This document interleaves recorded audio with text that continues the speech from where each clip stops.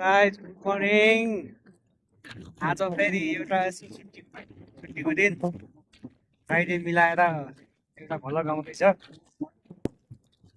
राम्रोसँग हेरेर सल्लाह सुझाव प्रतिक्रियाहरू दिन नबिर्सिनु होला। सिक्दैछौँ भर्खरै हो, भर्खरै हो स्टार्ट गरेको। हेरौँ कहाँसम्म पुगिन्छ। यस्तै छ हेर्नुहोस् हाम्रो यो परदेशी जीवन। हेर्नुहोस् यहाँ साथीहरू पनि छ यहाँ के हेर्दैछ केटाहरू। अब हेर्नुहोस् मान्छेले विदेश विदेश विदेश विदेश भनेर मल्टिमेटी गरेर हेर्नुहोस् विदेशको ठाउँ। गाह्रो छ नि हो राजा, गाह्रो छ। सोचे जस्तो चाहिँ हुँदैन विदेशमा। अलि हजुरहरू आउँदा अलिक विचार गरेर बुझेर आउने गर्नु होला।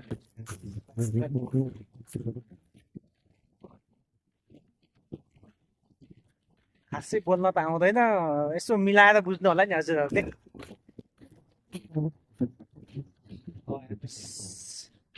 परदेशी भूमिमै छौँ नि हो राजा। हेर्नुहोस् परदेशी भूमिमा दिनहरू बिताउँदैछौँ। हेर्नुहोस् गाह्रो छ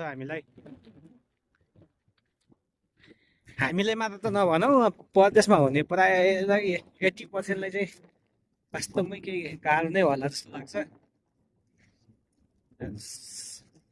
बसाइ तुरेपतिर छ,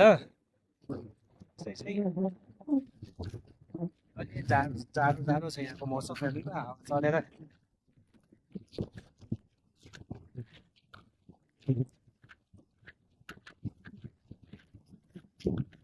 बनाउँदै मलाई चाहिँ बनाउन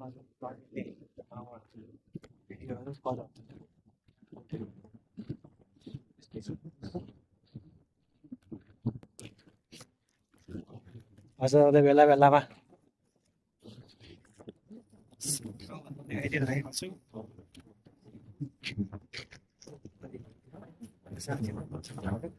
एक दुई सौ